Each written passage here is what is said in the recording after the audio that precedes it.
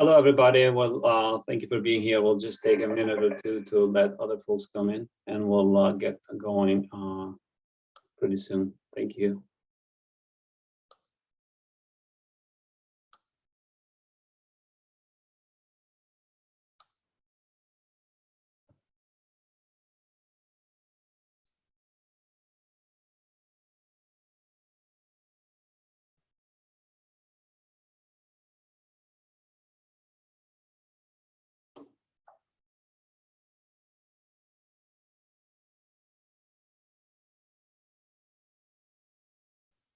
Hi, everybody. We're just giving people another minute, and then we'll get going.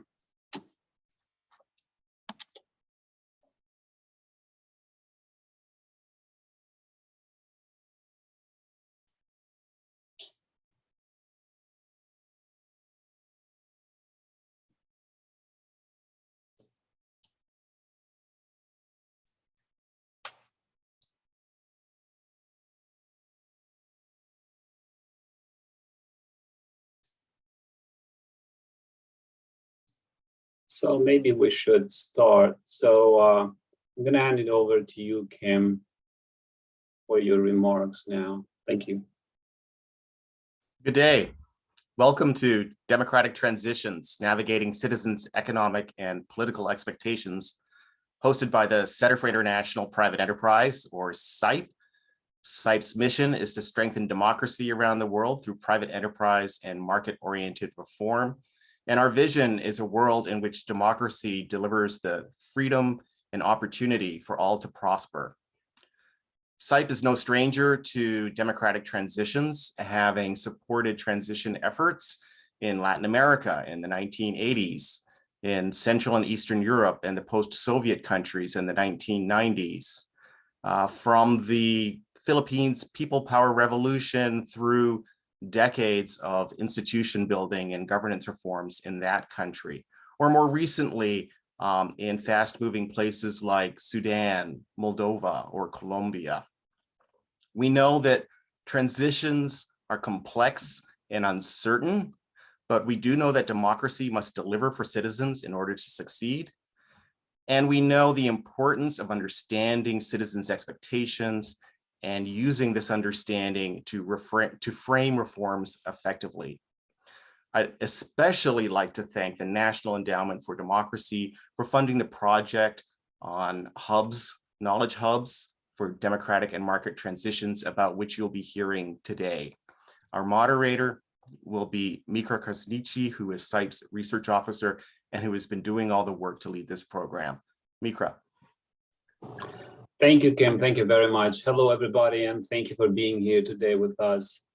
This event today is the culmination of a year-long effort with our partners in Bolivia, Tunisia, and Ukraine. Of course, we wish we were meeting here today under different circumstances with respect to Ukraine, which tragically is a different country now from it used to be only a few months ago. So needless to say, the results we present here today from Ukraine is from represent a country that was not actively trying to fend off an invasion, but it was a time when politicians, civil society, and associations like our partner CIPE were working to sort out the economic issues, strengthen democracy, and reform its business environment. Though at the moment, all efforts are rightfully directed to helping millions of Ukrainians who have been displaced and whose cities and towns destroyed by Russian bombs, we soon look forward to a day when arms will fall silent and business of reconstructions and rebuilding the country will begin. Now, I just wanted to say a few words about the project, Hubs and Knowledge Hubs for Transition Experiences. And CIPE conceived this because of market transitions like in Tunisia, Ukraine, and Bolivia must overcome challenges to strengthen the nascent democracy and markets. Business usually has an opportunity in these transitions to amplify the efforts and offer sectors pushing for democratic transition and accountable government. But to do this, of course, there is a fundamental need for exchanging lessons and learning from other transition environments. CIPE, with generous financial support from National Endowment for Democracy, conceived local market transition hubs in 3 countries to help business and civil society organizations form coalitions, find a unified voice for reform, devise strategies, and advocate for open democratic policy choices and market solutions. To this end, CIPE and its partners implemented a survey that tries to capture public expectations of economic and political reform in each country. The objective is to use these findings and equip the coalitions with deeper knowledge and identify politically viable solutions, inclusive economic reform, and make the case with the government. So now I would like to go ahead and just introduce our presenters and invited speakers. I'm going to start with our Bolivia partners. We have here with us Rafael Villarreal, partner and project manager officer with Cies Mori, our partner in Bolivia who implemented the survey. And we also have Alejandro Cadenas, head qualitative and project manager with Cies Mori. They will be presenting survey findings for Bolivia. Welcome both. We also have our Tunisia presenter, Mohamed Iqbal Eloumi, general manager from ELKA Consulting. He will be presenting results from Tunisia.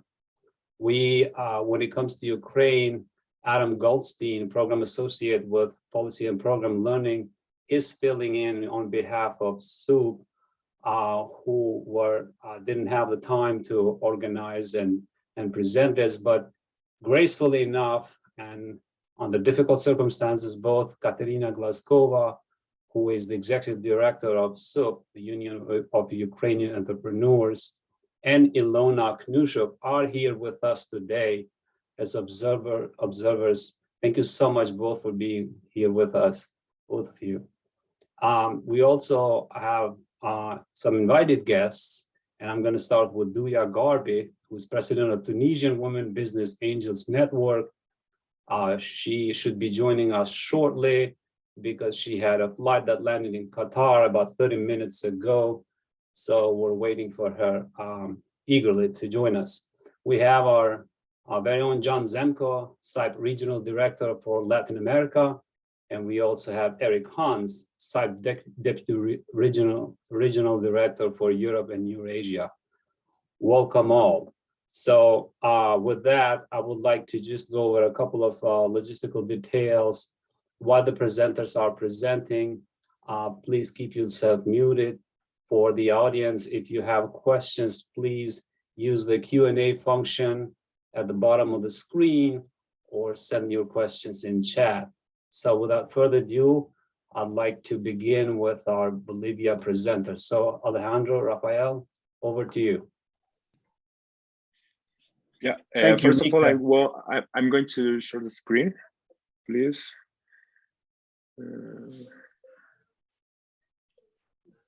A moment. Thank you. Now you can. Perfect. Thank you, Alejandro. Thank you, Mikra. Thank you to CIPE for give us the sponsorship of this research. I'm Rafael Villarreal. As Mikra said, I'm project manager officer at Cies Mori. Alejandro and I are going to present you a summary of main results of this research conducted in Bolivia.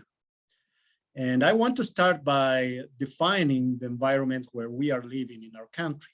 First of all, Bolivia has about 12 million people, 12 million inhabitants projected for this year, from which near half of it, actually 42%, lives in 4 main cities named the trunk axis in Bolivia. These cities are La Paz, El Alto, Cochabamba, and Santa Cruz de la Sierra.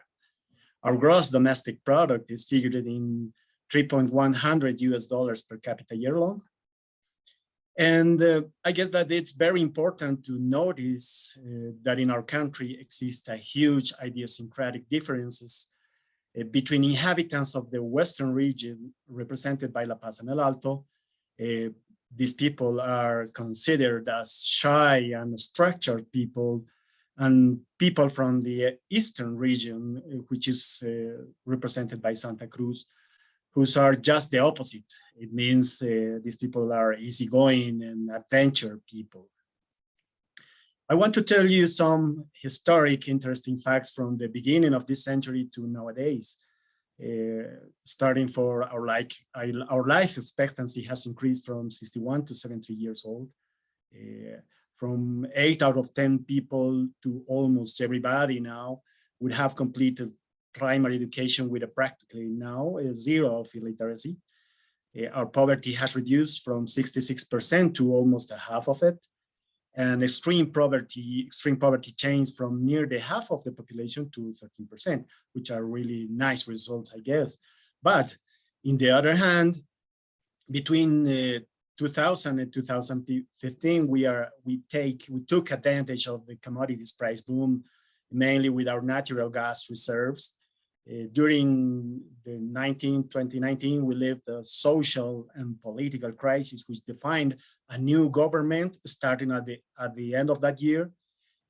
As the whole world, we lived the COVID-19 pandemics with quarantine measures and a huge economical impact deriving in a decrease of 90% in our GDP, from which haven't recovered completely yet. With that context, I will let you with Alejandro to show you the main result of this research. Thank you. Thank you very much, Rafa. Good morning, good afternoon, good evening, everybody. My name is Alejandro. I'm a project manager in Cies Mori, and I'm going to present the main results of the report done by CIPE. Before starting, it's important to highlight that the file work was done a year ago. So it's important to see the results from that perspective, please. Let's take a quick look at how we conduct this study. The objective, the target, was to obtain information on the opinion of the urban population of Bolivia regarding social and economic issues and their perception of possible economic reforms. For this, we surveyed men and women between 18 and 75 years old in the 4 most populated cities of Bolivia, El Alto, La Paz, Cochabamba, and Santa Cruz, which, in addition to representing 40% of the population of Bolivia, also allow us to have a representative sample of the cultural diversity very latent between Eastern and Western Bolivia, as Rafa told us before. To extract the information, we conduct computer-assisted telephone interviews on a sample of 1,015 people, and they weighted it according to the population projection of the National Statistics Institute of Bolivia. The sample error was plus minus 1.88%, with a confidence level of 95%. Now, let's jump right into the results. Almost all respondents were aware that Bolivia was going through an economic crisis and attribute this mainly to COVID-19. However, as Rafa told us, Bolivia went through a serious political and social crisis just 4 months before the COVID disruption. So a third of the respondents also attribute the economic crisis to the mismanagement of the political class in general. With some less weight, in 3rd and 4th places, respondents attribute the economic crisis to the administration of 2 governments. With all this, we asked our participants about when they believe Bolivia will recover from such crisis. And in this sense, we can observe that half of the interviewees believe it will be in more than 2 years. Despite what we saw in the previous slide, 3 out of 4 people believe that both Bolivia's economy and personal quality of life will improve in the next 12 months, showing a fairly optimistic view of the crisis, isn't it?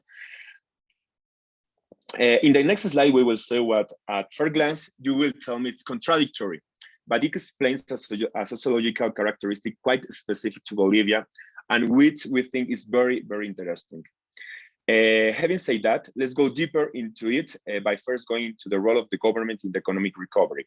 As we can see, 61% of the respondents do not trust the government. That came to power 4 months before the file work after an election where the Movimiento al Socialismo, Evo Morales' party, returned to power after the year of Yanínez Áñez government. 62% of the participants, however, are confident that the current government will have a positive impact on the solution of the economic problems. That is some contradictory, isn't it? And finally, the respondents demand more policies to overcome the crisis, showing disagreement with the current government's way of proceeding. Don't you find these 3 insights somewhat paradoxical and contradictory? On one hand, it is asserted that there is no confidence and more change in demand.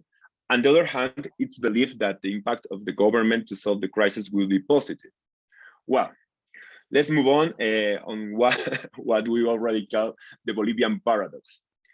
2/3 of those surveys agree with the statement: it's necessary to implement policies that help the private sector to recover and thus contribute to the general welfare of Bolivians. More. To given this statement, if private companies become a large part of the economy and the government become a smaller part, 3/5 of the participants say that there will be more quality jobs, more availability of goods and services, and more revenue for the states. Well, our respondents were then asked to choose between two statements. This one, the left one: the government's role in the economy must be strengthened and private companies must be more regulated, or this one: the government role in the economy should be limited and private companies should be less regulated. With the trend we are observing, which of two statements do you think our dear respondents will choose? Okay, wrong. The left one. 2 out of 3 respondents think the government's role in the economy must be strengthened and private companies must be more regulated, which make us, as researchers, want to pull our hair out. Don't make sense, does it? Well, let's move on. Growth or inequality? What do you think? There are 2 statements that respondents had to choose between. It's important for Bolivia's economic growth to be greater, as some people benefit from it more than others, or it's important to reduce economic inequality in Bolivia, even if this means a slower economic growth. Well, very heavily matched, but with a certain tendency towards it's important to reduce economic inequality in Bolivia, even if this means a slower economic growth with 55%, as you can see. With everything seen so far, do Bolivians believe that the government should support the private sector or the opposite? Well, 6 out of 10 people think that the government should support the private sector. This support rises to over 80% when asked if the government should listen to the private sector before deciding on policies for economic recovery. Bolivians value the private sector as an important entity that can help economic recovery, as we can see. Moreover, 97% of the respondents believe that, to some extent, the role of the private sector is important for economic recovery. Following this path, we can also observe that, in fact, 2/3 of Bolivians support an increased investment in Bolivia. Finally, let's look at how Bolivians view and trust large companies compared to small ones. Well, at first glance, we can see that there's an overall positive opinion for both large and small companies. Another aspect that we measured was the confidence in the unions, which gave us a very negative result for this entity with 71% of distrust. Returning to what we call the Bolivian paradox, there are some data worth to highlighting. If we isolate only the unfavorable opinion and distrust scores, we can observe quite interesting aspects. In the first place, we can observe that the opinion about large companies is 12 points higher than small companies. The same occurs with trust, where 43% distrust large companies versus 25% who distrust small companies. Similarly, if we only look at favorable opinions and trust, we can see that the very favorable opinion is 17 points higher in small companies than in large ones. Similarly, overall confidence is higher in small companies than in large ones. Well, so much for approximation of the general results of the study. We have tried to synthesize as much as possible. I leave you now with Rafa, who will tell you the conclusion. And finally, we will be able to see how we can understand the Bolivian paradox we have talked so much about. We will also be able to see a glimpse of the breakdowns by sex, age, city, and socioeconomic status, which are also very interesting and which we have not even been able to show now due to the time constraint. Thank you very much, Rafa. Thank you, Alex. Well, thank you. In summary, we can say that Bolivians are aware at that point of the time, optimistic about recovering from the health and economic crisis in about 1 or 2 years. Even though Bolivian people do not trust in government, they rely on it to boost the economies, which sounds really contradictory and paradoxical, as Alejandro said. Also, our population believes in private sector as a fundamental part of economic growth, but consider that the government have to intervene it, showing our paradox. But in that context, in the explained context, change of government, health and social crisis, what Bolivians are trying to say. We believe that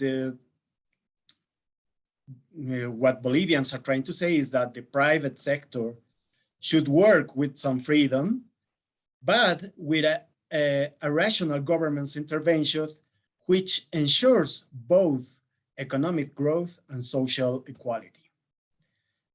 We are going to deep the data with some demographic variables. We can see that the people interventionists are mainly represented by gender, by females, young people, in El Alto, and social economical level status as the lowest, showing us in a glimpse, the division in our country, but showing us that they are asking for attention. Thank you all. That's all what we wanted to show you in this webinar. We appreciate your attention and thank you. Thank you all. Thank you both. Thank you, Rafael. Thank you, Alejandro. Now, before we turn to our second presentation on Ukraine, I wanted to give Katerina a few minutes to talk a little bit about Ukraine, and also after that to Ilona about SUP. So Katerina, please.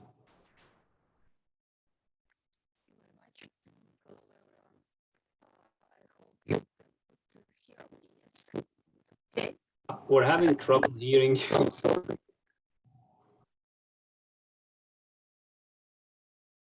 Would it help if you turn?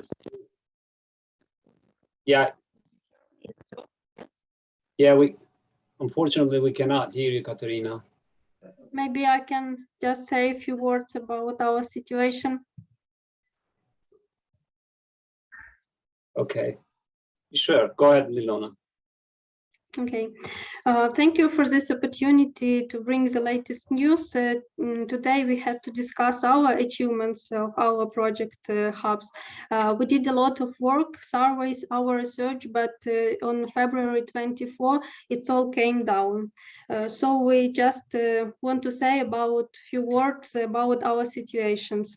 As you know, during the last months, Russian attempts to fulfill their initial plan to swiftly attack major cities of Ukraine and capture the whole territory, including the capital of our country, have all failed. Today is the 36th day of the war. Now, single major city has been captured by Russia, but the constant bombing is still on. And the weapons that Russian military uses while attacking our hospitals, schools, and even residential buildings are prohibited by the international law. The general damage caused by the war is already over $63 billion. But while the battle goes on, civic people do not stay aside. We all have to grow food crops, cook, repair. That's why our team is working to provide help for our members who carry on working. So we made our survey, and it shows that 90% of SUP members are now contributing their volunteering efforts, supplies, money to the armed forces of Ukraine. Even though for some companies, if it's hard to carry on their normal activities, they still work. So we have conducted survey among our members, and they say that 32 companies and respondents need relocation on their enterprises. 29% of our companies had to downsize their staff. 45% have managed to switch their staff to remote work. And 42% of companies we surveyed feel the pressure and lack of finance, and 24% feels the lack of logistic resources. So in these troubled times, SUP team already coordinates and connects member businesses in their common volunteer initiatives. We provide our constant consultations throughout the hotline, by personal communication, throughout our new landing page with all information on how work during the war is collected. Work out to manage changes in labor legislation and tax systems, take crisis response action to help key enterprises resume their operations, and initiate procedures for importing humanitarian aid to Ukraine. Also provide legal services to businesses disrupted by armed hostilities on how to document and estimate actual damage. We also close work with government by showing the real situation on what the entrepreneurs are experiencing right now, and giving advice on what we can be done to realize their burden and give them more opportunities to work for the country. And also we want to thank you. It's impossible to overestimate what United States already doing for Ukraine. Thank you for being with us, staying in touch and listening to our issues. And we will keep working to see the victory in the near future. And we are extremely grateful to have you as a trusted partner in such trying times. Thank you very much, Ilona, for that. And I just want to say that, first of all, it's great to see you here, and just to hear this report from you. It is both moving, but at the same time, it's very optimistic. And I personally look forward to visiting you both in Kiev soon and in a liberated Ukraine and continue our work. So thank you for taking the time under these difficult circumstances, both you and Katerina, to be here with us. I really, really, really appreciate it. Thank you.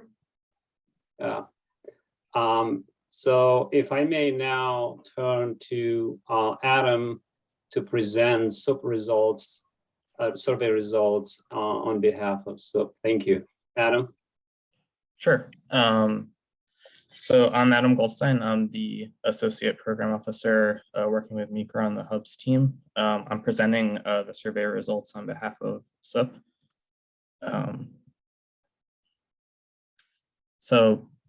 Union of Ukrainian Entrepreneurs, SUP, worked with CIPE to conduct this analytical study.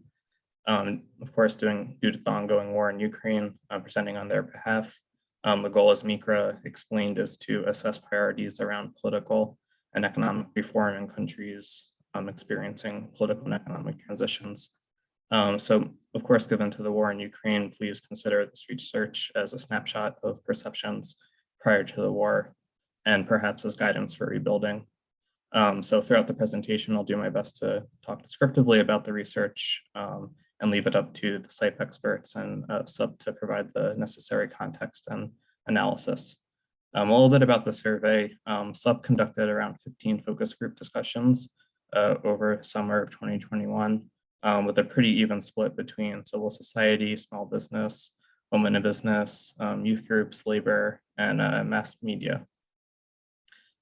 SUP shared with the Hubs team a few quotes that they felt exemplified the range of responses taken from the survey participants. Quote 1 specifies the point of view that Ukraine had been in crisis for many years now, and that ongoing issues such as COVID and Russian encroachment have only been making things worse. Quote 2 tells us that some Ukrainians felt that the economy was not great, but that overall there was not a comprehensive crisis. Instead, there are specific areas of extreme concern, in this case, public debt. Quote 3 tells us that some Ukrainians did think that Ukraine was doing comparatively okay given the general state of the global economy, but that there could be more job creation. So despite some variance between the general sentiments, each type of response expressed concern about the economy. So SUP provided CIPE with a range of conclusions from the research. This first takeaway concerns the degree to which respondents believed the Ukrainian economy was in crisis. Most felt that Ukraine was either in crisis or showing signs of crisis, but at different degrees. Among the most persistent causes were public corruption, lack of motivation for public economic investment, COVID, Russia's annexation of Crimea and the war in Donbass, oligarchs and elite capture over the private sector, and long-term political instability. The survey findings show the population's negative perceptions with regard to the economic situation in Ukraine. Specifically, 37% of Ukrainians expected the economic situation to deteriorate, while 33% believe that it will remain unchanged. Only 27% expected some improvement. In total, 84% of respondents thought that Ukraine was in a state of economic crisis. Most respondents believe that reforms overall were not effectively implemented. They cannot identify a single area where reforms had been fully implemented. Respondents believe that reforms were least successful in the following areas: the judicial system and law enforcement, anti-corruption, taxation, education and healthcare, and the pension system. Respondents blame their own government for failing to carry out reform effectively. The factors causing the economic crisis were considered to be ineffective political processes, which 53% of respondents identified, the slow pace of economic reforms, which 40% of respondents identified, and armed conflict with Russia, which at the time 38% of respondents identified. But respondents did see some bright spots regarding recent reforms. Compared to other areas of reform, Ukrainians viewed military reforms, digitalized business practices, and public decentralization initiatives as comparatively successful. So just a note for this slide, these graphics are provided by CIPE in their quantitative report to the Hub's team. The respondents' opinions are almost evenly divided on government support of private companies. 51% believe that the government should support private companies so that they could provide jobs, while 49% of those questioned think that the government should support the growth of government-owned companies and their jobs. 3/4 of the people surveyed agreed that the government should listen to the ideas offered by business communities before making any decisions with regard to economic recovery policy. Respondents had two consistent ideas for tax reform. The first was to reduce tax evasion through a combination of simplified taxation with lower tax rates, and then also through anti-corruption measures. In tandem, respondents felt that these strategies would increase transparency and close exploitable loopholes. CIPE specified to us in their reporting that those interviewed for the section included members of civil society, payroll employees, and youth. Respondents did not arrive at a consensus around state-owned enterprises. Some felt that privatizing some state-owned enterprises would reduce public debt, facilitate new private investment, and offer other improvements such as efficient business practices. Others felt that privatizing state-owned enterprises would enable oligarchs to capture more of Ukraine's industry and create private monopolies.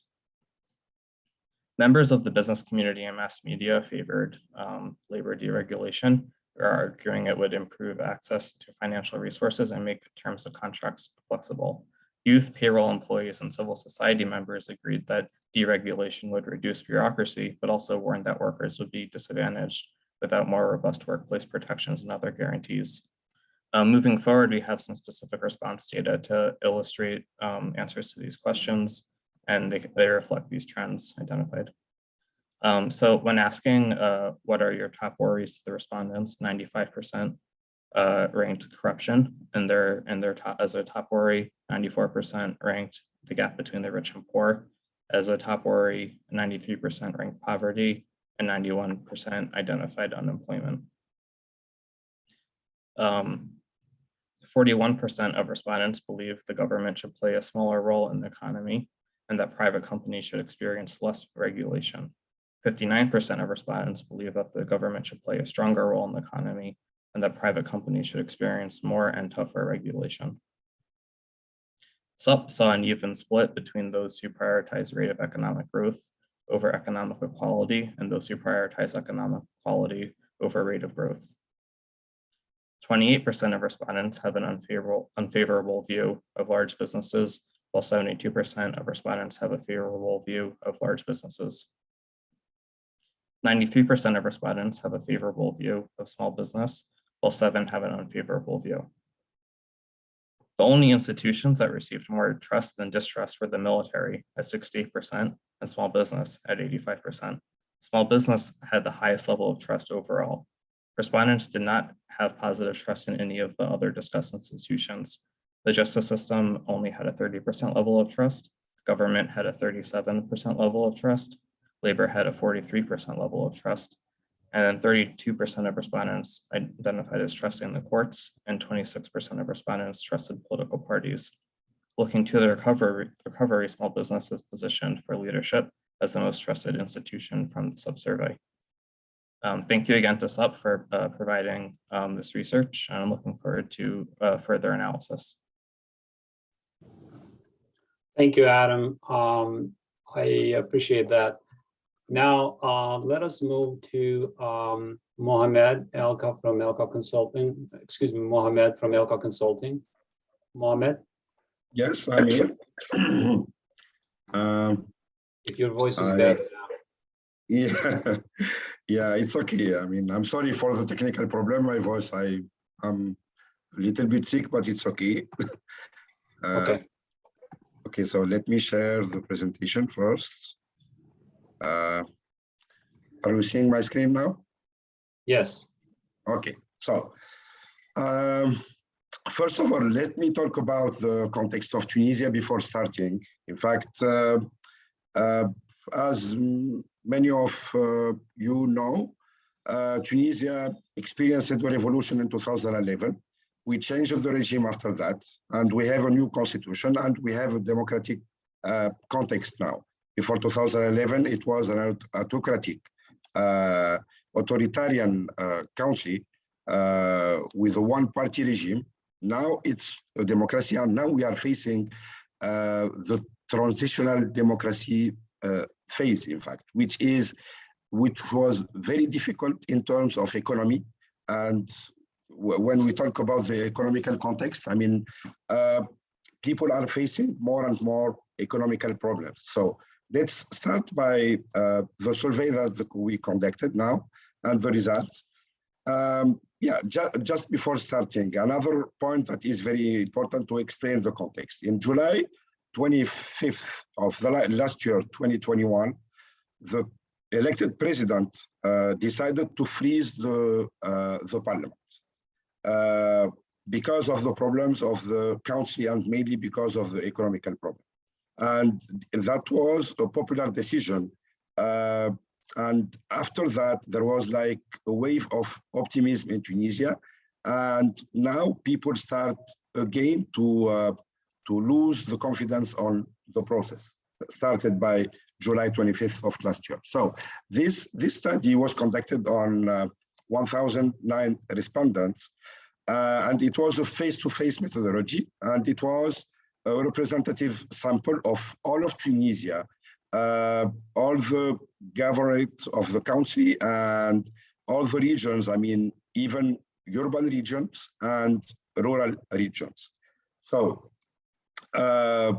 first question that we asked was about if Tunisia is going in the right direction or the wrong direction. And here we have 65% of people that were saying at that time that Tunisia is going on the wrong direction, in fact. Let me just add another information that just after the decision of the president in July 2021, people were optimistic and we reached the right direction of 90%. Now it's going to only 31% in the right direction, saying that we are in the right direction and 65% in the wrong direction. After that, we asked the question about how long do you think that it will take to Tunisian economy to return to the normal level, economical level after the crisis? More than 2 years, 60%, between 1 and 2 years, 25%. We asked about the problems economical problems that are facing Tunisia, in fact. What are the main problems that are facing the country? And we asked them, I mean, item by item about cost of living, corruption, unemployment, poverty, etc. And as you can see, the first problem mentioned by very worried and somewhat worried is a high cost of living for 94% of respondents as very worried and 3% somewhat worried. Then corruption, then unemployment.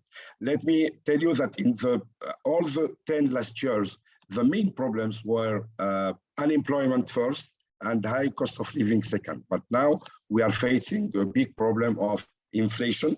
That's why we have a high cost of living as a first problem mentioned by the respondents. Then we asked about two statements, as you asked them in Bolivia and Ukraine, if it's important to reduce the economic inequality in Tunisia, or even if it means less economic growth, or it's important to have more economic growth in Tunisia, even if people benefit from some such of growth than others. So 53% of people are saying that it's important to reduce economic inequality in Tunisia. So this is the rate. Now we asked about the trust on institutions. And as you can see, the main trustful institution that we have is the military institution. Let me just tell you that in the 10 last years, even in 2011, when we had the revolution, this institution was neutral.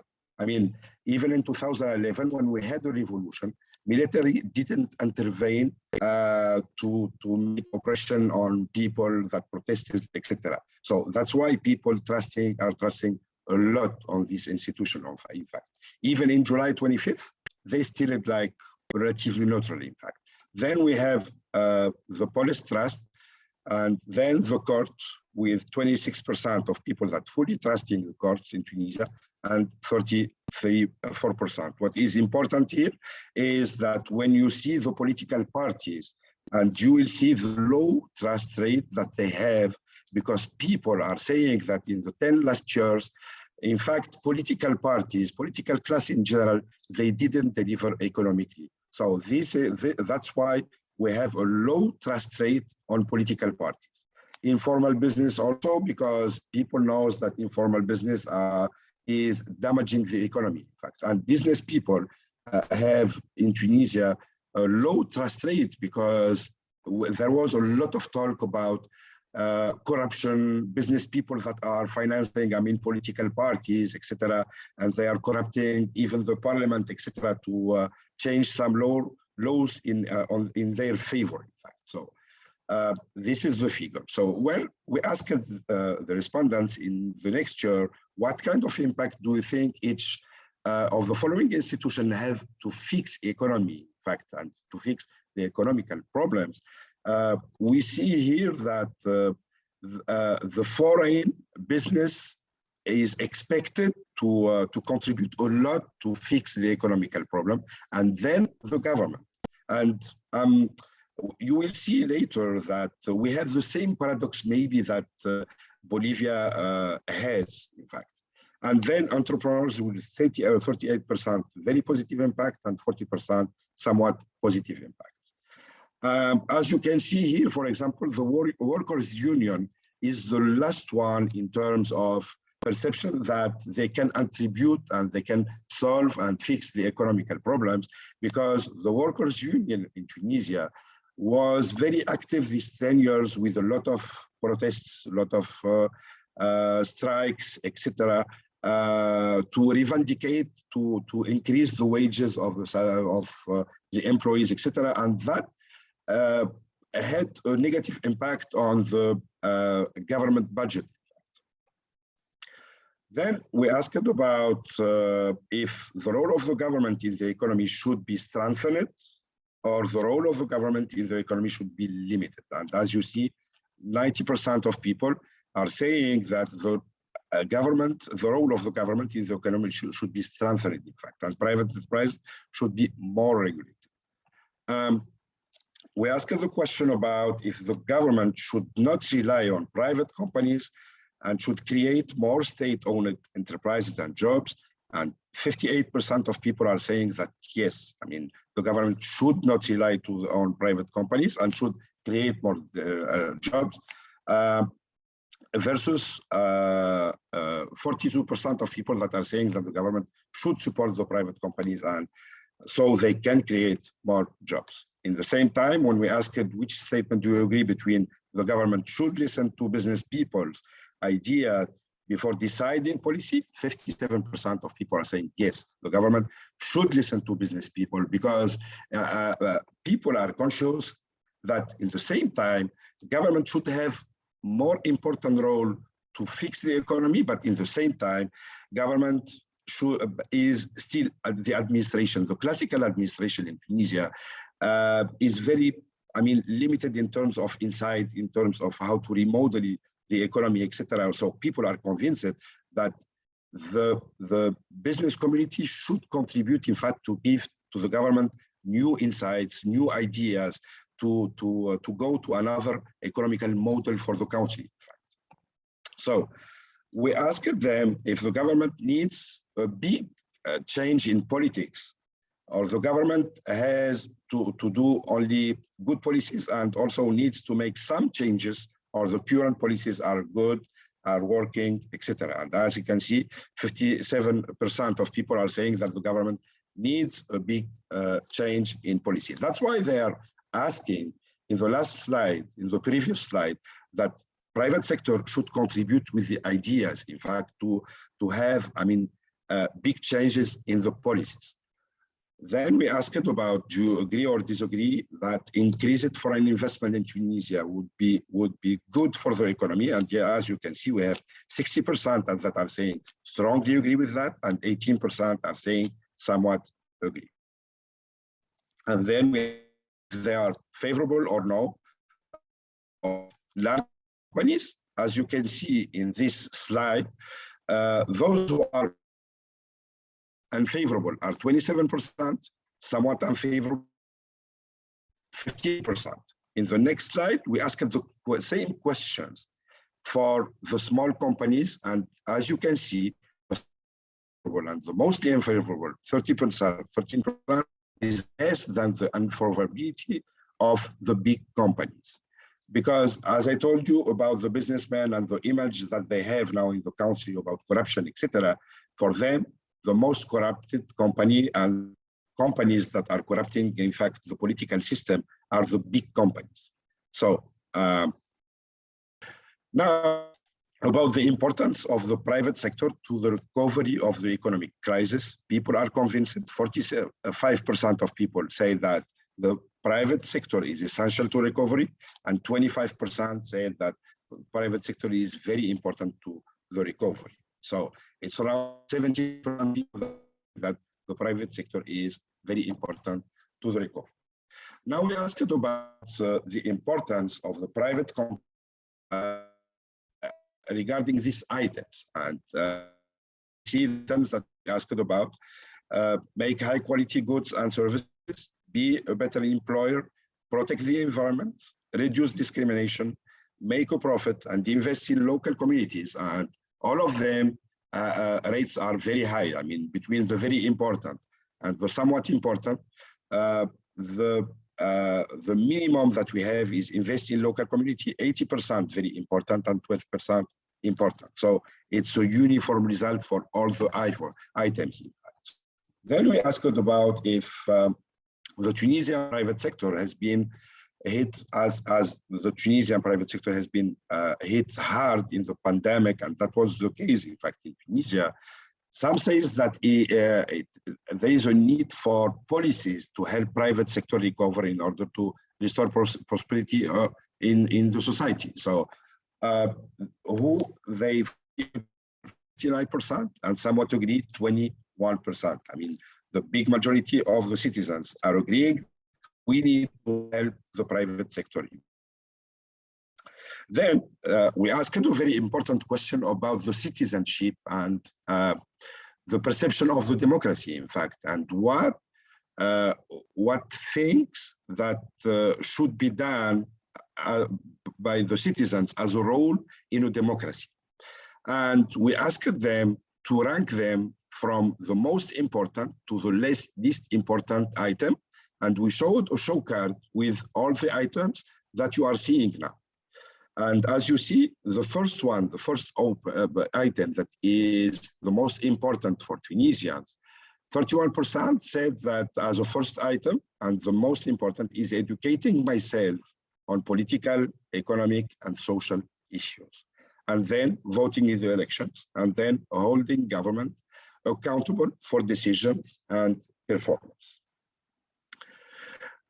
So, as asked in the other countries, which statement most reflect your opinion, fixing our economy is vital, but it's not preserving, but so is preserving the freedom to associate, express ourselves, and choose leaders in regular and competitive elections. And here we have the majority of 45% that are saying that it's very important to preserve, the freedoms, etc.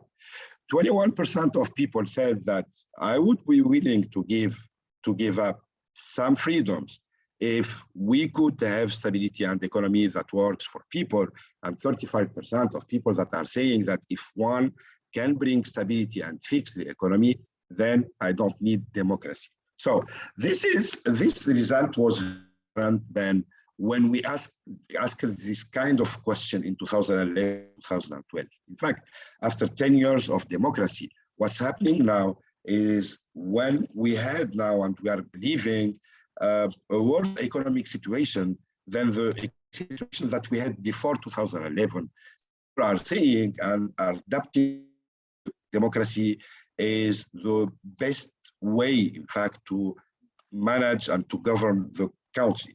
Even though we have more than 60% of people that still convinced that democracy is the best way to govern the country. But 35% of people are saying that, okay, democracy didn't deliver economically for us. So for us, even if we don't need democracy, if it's the price to pay to have a better economy. And then we asked them, some say that is for, and if we ask them if they agree, and that matches with the result that we had in the previous slide, and as you can see, fully 47%, and 16%. So thank you for your attention. Thank you, Mohamed. Thank you very much for that. As usual, always very interesting and insightful. I would like us to, first of all, before we move on to our second part of the program, I'd like to recognize Dua Garbi for joining us. Hi, Dua. I know you've been traveling and running from the airport, so thank you so much for being here. Thank you very much. Thank you. Yes, thanks. I'd like us to start just trying to broaden the conversation out of these survey findings and talk a little bit more about the forward-looking idea of what we have actually learned. What does it all say about not only these countries, but the region where they actually happen to be, about the theme of transition, about strengthening democracy at a time when we all know it's under assault, and in some way, not only symbolically, but very literally with bombs and tanks like in Ukraine. So I'd like us to start in Latin America, where we started this conversation with John. And just, John, just to try to, one thing that I and others have found really interesting with these surveys is that in Bolivia, in a place like Bolivia, for example, despite a lack of tradition of private sector and private enterprise over the long run, there seemed to be an almost universal belief in private sector and in its ability to turn around economic crisis or deliver in other fronts. In your experience, in your work with CIPE in the region and other countries as well, what do we make of this? Is it, in your opinion, this idea that how do people like in Bolivia have come to sort of like have this trust in private sector, and how can we actually leverage that trust in a way to build stronger markets and actually strengthen democracy? Well, thanks for Mika, for asking me the easy questions. And first of all, let me just say, let me just acknowledge my colleagues and some of the real challenges that are taking place, in all of the countries that we're talking about here today, but particularly Ukraine. And, I think this is just a testimony for just exactly how tenuous, an economic and democratic reform process can be. And it's often not a linear process where everything goes, immediately forward. Sometimes it's 2 steps forward and 3 steps back, and sometimes 3 steps forwards and 2 steps back. And it's a very difficult and complex process. So let me just preface my remarks with that. I do think that when you look at, and I have looked at other polling around Latin America, I can't really speak to, to Europe or North Africa, but when we look at the broader Latin American context, you do see a lot of, it's not unusual to see these kinds of paradoxes in polling. And I think what we really have to look at to understand, the nature of that is to understand how sort of populations perceive economic reform and economic progress tied to sort of the political process. And they don't always go in tandem. So the degree to which government is successfully implementing economic reform and creating a democracy that delivers on the economic front, then you can see sort of faith in those institutions increasing. When you see faith decreasing in the political sphere, in government, and especially where you see, and in some of the data that my Bolivian colleagues have brought forward, has shown the degree of negativity and the ties that the population sees between democracy and the political classes where it's not delivering, then you see faith in sort of the private sector going up. In many cases, because it's not really been part of the solution, not really been part of what is seen as sort of the governing structures.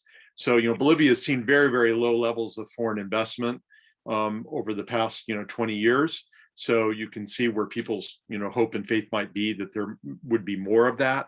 But it is very interesting to take a look at how populations perceive the private sector. I was sort of surprised actually to see such high levels of faith in large business, because one of the things that we frequently say at CIPE is that business is not a monolith, and the small and medium-sized business sometimes diverges from larger business in terms of how it's perceived by populations. And you can see that in these cases that small business is perceived in a, generally speaking, more favorable light than larger business. So it's a really important part of this construct for the private sector to get engaged with education about how it can play a role in the delivery of prosperity and employment to the population, and continue to increase that segment, and also to show how it can demand that government play an important and positive role in increasing the prosperity that the private sector can provide to support the democratic process. So that's what I'll say for now. We can talk about it later on. Yeah, I'll come back to you with another question or so, but let me now move to talk about Ukraine. And I think Eric has been working in the region for a long time. And Eric, I just want to, before the war and what's happening right now, Ukraine was seen as sort of like was watched as a country in transition. Everybody around in Eastern Europe, they were watching Ukraine because it was making significant forays in many fronts, while also dealing with significant challenges, as we've seen from a little bit from the survey. So, what have we learned from that transition in your mind, and just not just about Ukraine, and going forward, like you look the entire region from the Western Balkans and East. Are there, like, in your mind, like a few of those few of the lessons that we can carry forward, and how can actually, as we saw in Bolivia and also in Ukraine, people do have a lot of faith in private sector and trust, and in some ways they have displaced, again, this is before the war, have displaced that mistrust from government, that trust from government to private sector. And why is that, in your opinion, and what has been happening during these transitions that people have formed these perceptions? Okay, all good questions. But where to start? So maybe I can start with the difference between Ukraine and Russia, because before every question I got when I said that I do work in Ukraine, oh, that's Russia, right? And I think that the events of the last month or plus have shown that Ukraine has its own identity, its own culture, And part of that culture is entrepreneurship and doing business. Part of that is reflected in the reality of the rich agricultural tradition of Ukraine, where there was, prior to 1917 and the battle between the Reds and the Whites across the Ukrainian territory, you had an entire middle class, a merchant class that had established itself. That class emerged after the fall of the Soviet Union. And in the 30 years between 1991 and 2022 and the invasion, you saw the development of a robust Ukrainian private sector. Now, Ukraine often got the kind of label of corrupt business practice and corrupt environment. That was due to privatizations and the legacy of the Soviet project. The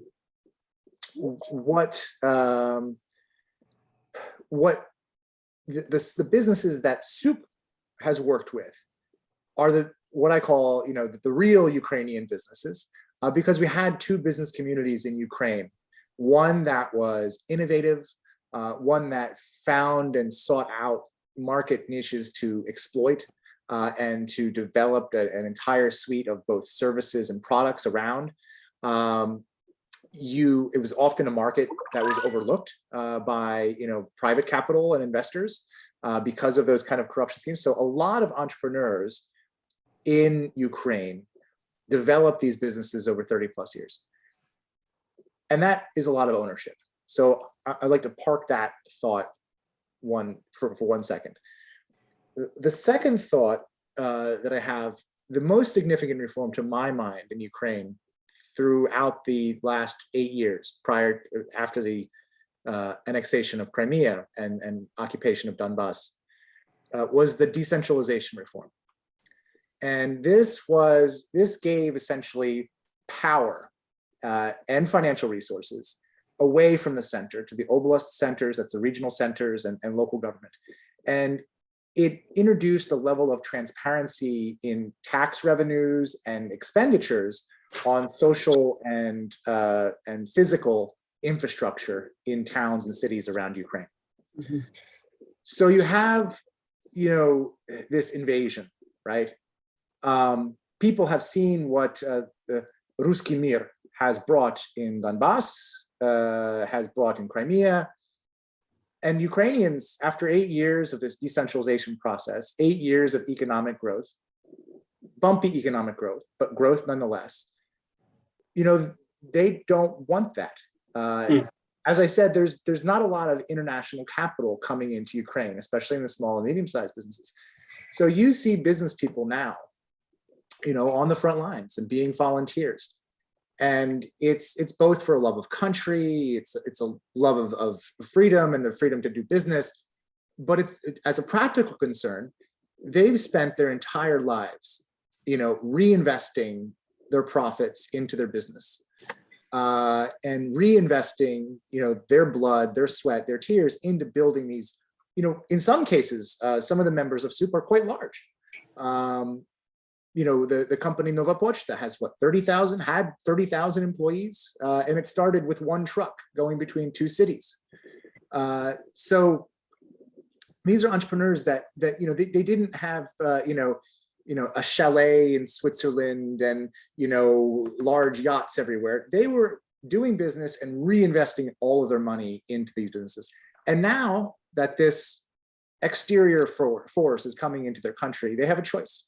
Either they can try and run away. They can't sell anything, right? Because it's not really worth anything now that the war's there. Or they can fight and use all those resources. So what you see in Ukraine is a complete and total mobilization of society, including all of the members of CIPE. And this is, to me, the beauty of democracy and markets. And when facing a existential threat, those networks of trust, the often chaotic, from the outside, often chaotic social systems that develop in democracies, where there may be many leaders, not just a single leader, not a single vertical hierarchy of power, but many kind of diverse sources of power in society. And this demonstrates the resilience of that. The one point out the survey result that struck me the most or most troubling from one of the other presentations was the Tunisian presentation about what's more and less appropriate, and so I saw down there was less important was running for local council. Most people viewed that running for local council and participating in local politics was not as important. To me, it's just the opposite. And so the national political scene can be a circus, as it was in Ukraine for a long time. Very colorful politicians at the national level.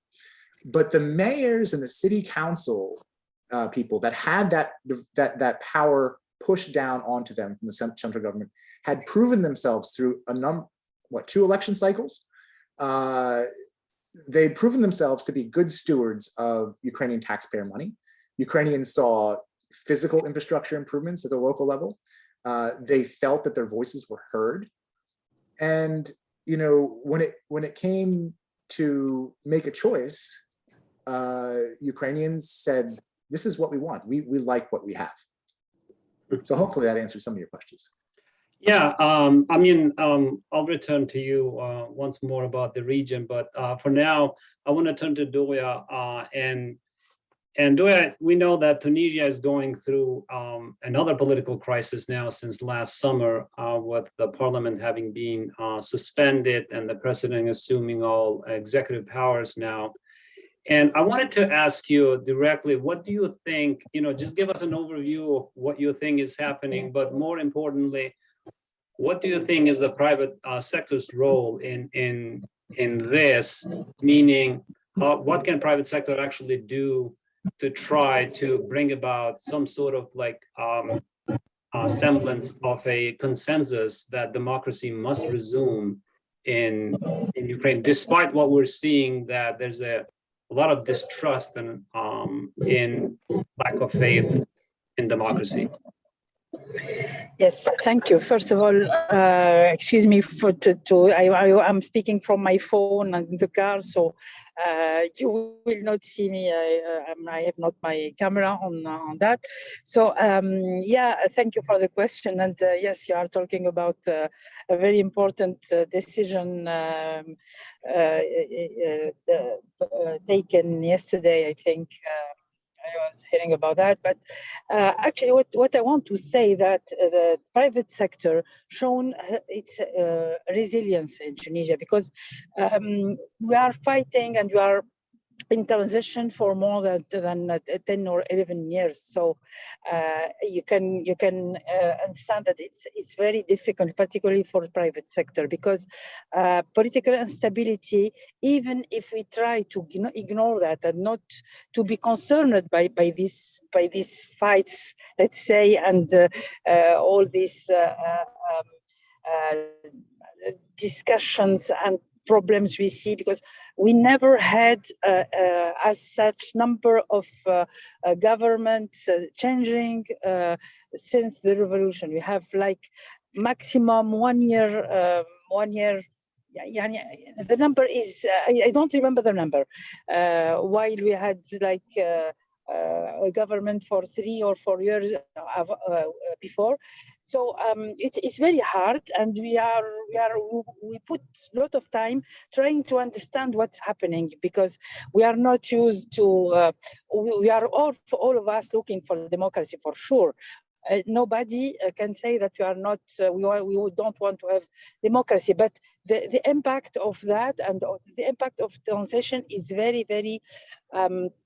Very negative on the economy, first of all. Social and economy impact is very negative, and the private sector shown his resilience. Even it's very difficult to conduct any business. We have the investment is very low. The figures in the economy are really very bad, but we don't have the choice. We have to work and we have to sustain our business. We have to pay our employees. We have to sustain employment. So but still we can't say that we don't need to have stability, political stability at the government who is looking really for this important issue for the country, and that's what is asking for the private sector in Tunisia. We are saying, okay, we understand that it's a long process. This transition is a long process. We need to have to understand what is how we can work together. Many parties, many different structures. We have new structure to put in place. Many things, many reforms to conduct. We understand that we need time to do that, but we need to also to have a very quick solution to resolve the accurate economic and social problems. So what you can say, you are talking about, you are asking me about the private sector. Private sector is suffering a lot from this situation. We need to have more investment, more FDIs. We need to work internationally. We know that Tunisia is very small and we cannot work internally. We need to have foreign investment. We need to work to export, and we have many problems of, for example, of logistics, things like that stops and blocks somehow the companies to expand their business and to work in the good situation. So I saw the questionnaire, the results of the questionnaire, and I was laughing with where Mr. Mohammed say that people prefer. I mean, they don't care about democracy, and they need to resolve the economic and social problem. I understand very well. But what we are expecting and we're hoping is to run both together and to find a solution to have like really a stable political situation that helps to put in place reforms, important reforms, and to help private sector to expand and to actually we are not only waiting for looking for expansion. We are looking to survive and to maintain our companies and to create jobs at least. Yeah, thank you, Dua. And I know you also you are a president of a women's organization, Tunisian Women Business Angels Network. Can you speak a little bit about the particular challenges that women entrepreneurs actually are facing, and what kind of solutions are emerging out of this, both the political crisis and the sort of like the messy transition that we're going through right now? Yeah. Yes, this is a good question, by the way. I think that women in Tunisia faced very important challenges in the beginning of after the revolution because of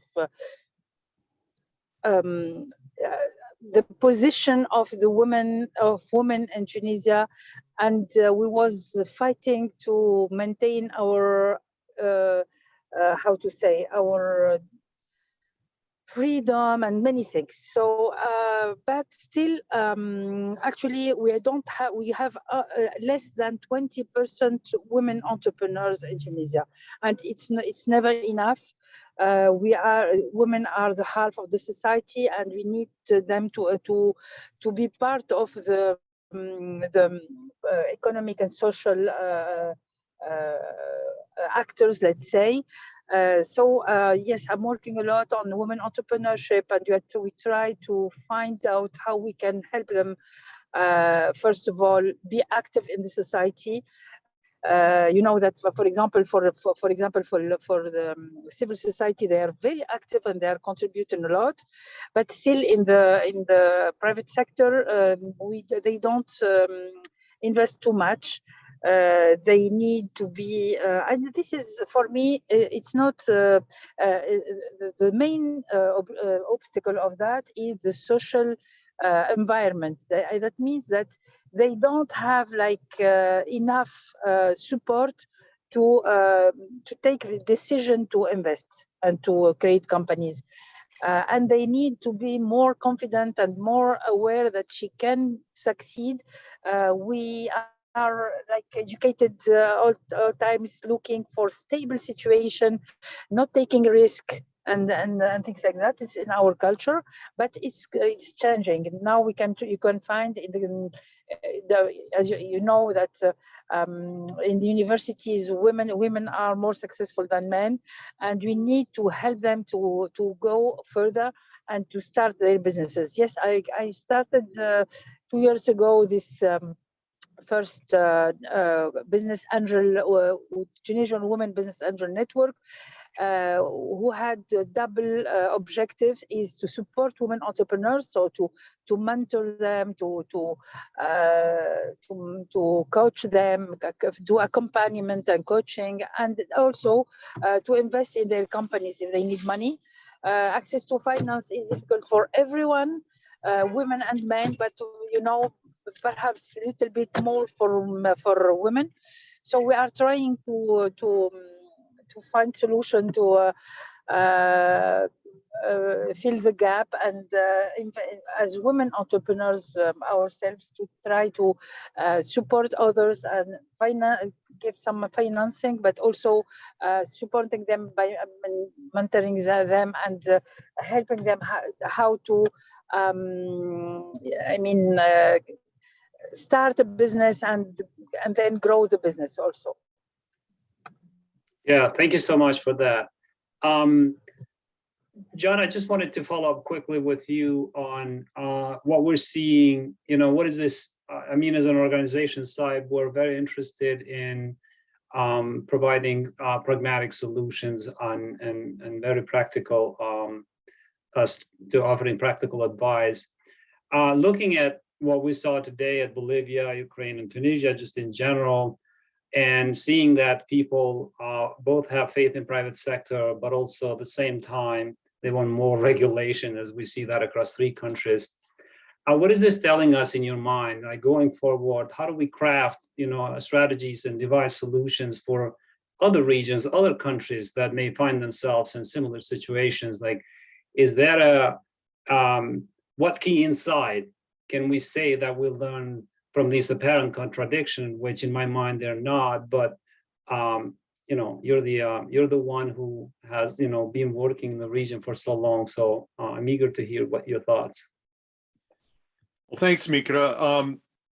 Well, as the last point I was making about sort of the importance of sort of business educating not just the government, but also the public about the role that they can play and should play, and what they need to do, it is certainly one part of that. I think that we've all heard the refrain that where you stand depends on where you sit. And when you look, one of the interesting pieces of data that my colleagues at Cies Mori brought up in the survey was juxtaposing El Alto with Santa Cruz. And for anybody who knows Bolivia, Santa Cruz represents sort of classic sort of a business sort of environment, very business forward, formalized businesses, which has advocated a non-interventionist approach from the part of government. Juxtaposing that to El Alto, which is in part been a hotbed of sort of protest and demonstrations and all, but is also a really vibrant area of the Bolivian economy, but represents much more sort of the informal business sector. And so that sector seems to be advocating a more interventionist approach on part of government. So I think part of what we need to do is to understand different components of business, and one of the hugest differences is between, the formal business structures and the more informal businesses, and what they need and what they're demanding. So I think that understanding that, maybe if informal business is brought more into the formal sphere by changes in laws and regulations that allow them to formalize, maybe you'll see a more integrated viewpoint from the private sector. But I think that's definitely one of the areas that we need to take a look at, because that very much shapes thinking, I think, on within the minds of private sector actors. Something we can do more, take a closer look at. Great. Thank you, John. Obviously, Ukraine, Eric, has a lot to, as we have seen recently, to teach the world on many fronts. But I'm curious about what you said earlier about this entrepreneurial spirit in Ukraine being especially the driving force behind this economic growth. But I'm curious to know why you think that actually happened in Ukraine and not in, I'm not saying in Moldova there are no entrepreneurs, but Ukraine is also a big country, obviously, and but why isn't that? Let me just back up and just say this, that we often talk about former communist countries as lacking tradition, entrepreneurial tradition, and not really. That's why you have this belief in government and government-led enterprise. But in Ukraine, there is this entrepreneurial spirit. So I'm wondering, why isn't that catching fire elsewhere in the region the way it has in Ukraine, for example, before the war? And what is so special about Ukraine, and what can Ukraine actually teach others about an entrepreneurship-led economy, if that makes? Yeah. Well, I don't think that, I think Ukraine is special, but that's a personal opinion. Well, it's the birthplace of one of my favorite writers of all time, Nikolai Gogol. So wow. So it is a special place, but it's not special in that entrepreneurs, are found a calling there, or found themselves there. What most countries in that, I hate the term, but post-Soviet space inherited was this dominant state-run economy, these large enterprises, et cetera, et cetera. But I like to talk about business cultures, right?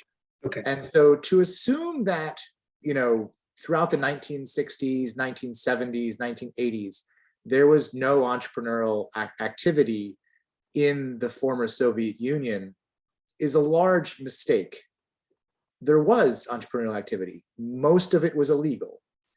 And what was semi-legal was the activity that was carried out by the state security services. So when in 1991, you're allowed to register as an entrepreneur, who has capital? The state security services. Who has connections? Criminals. And so what you inherit in 1991 is a business culture that is the foundation, which was inherited, through this process, the Soviet process, is of criminals and secret service. And so culture, as you know, takes a long time to change.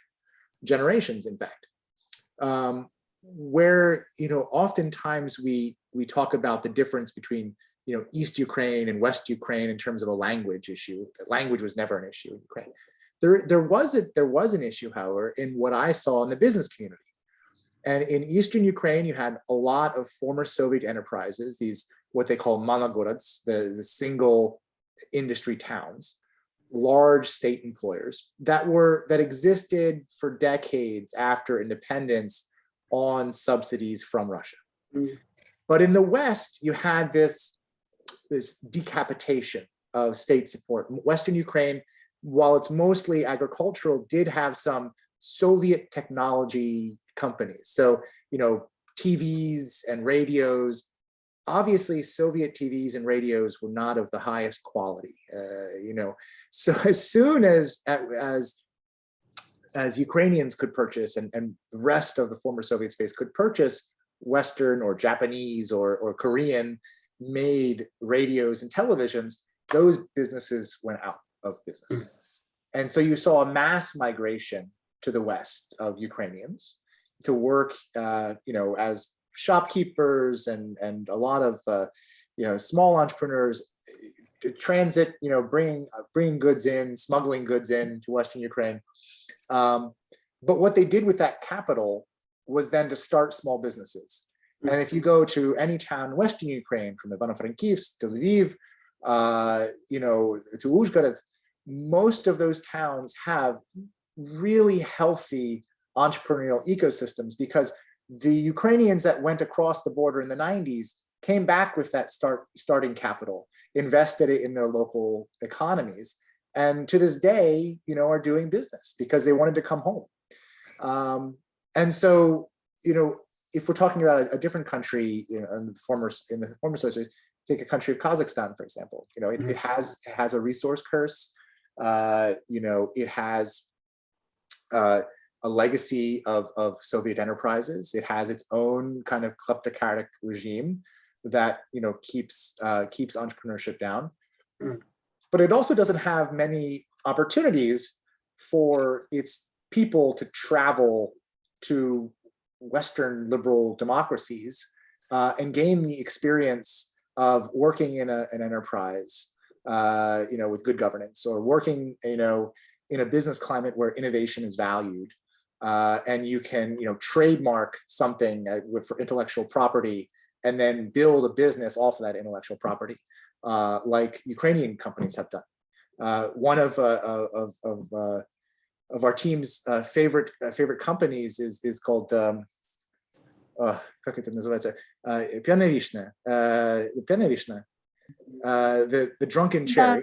Drunk cherry. Yeah. The drunken cherry. And this was very simple. It's a cherry liqueur. It's a little too sweet for my taste, but it started in Lviv. It's an entrepreneur, and he took this concept of a cherry liqueur in a kind of thick glass, in a very small storefront, so your rent is low, and he trademarked it. He developed a mark around it, a brand around it, and then he started to open up different drunken cherry shops, where you can get little tchotchkes and the liqueur, all around Ukraine, but also Moldova and Poland.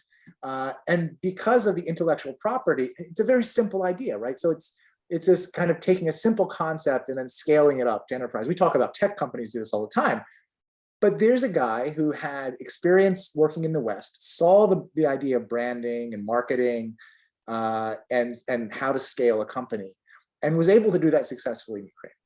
So, yeah, well, that's more than I asked. So thank you so much. In terms of like how comprehensive it is, not excessive, but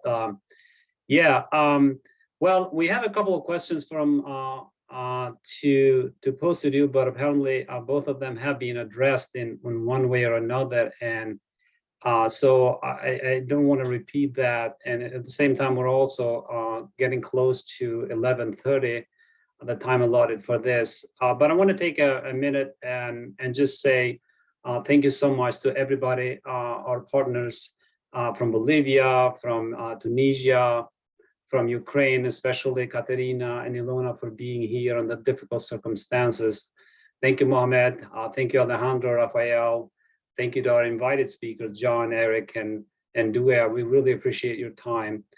This work is not ending. We will continue to build on this. We will share a lot of material with guests in the audience. So going forward, you will hear more from us. In the meantime, I personally look forward to seeing all of you in person sooner rather than later. So once more, thank you so much for being here with us. And we appreciate your time, and I wish you a great day. Thank you. Thank you. Thank you. Thank you. Bye.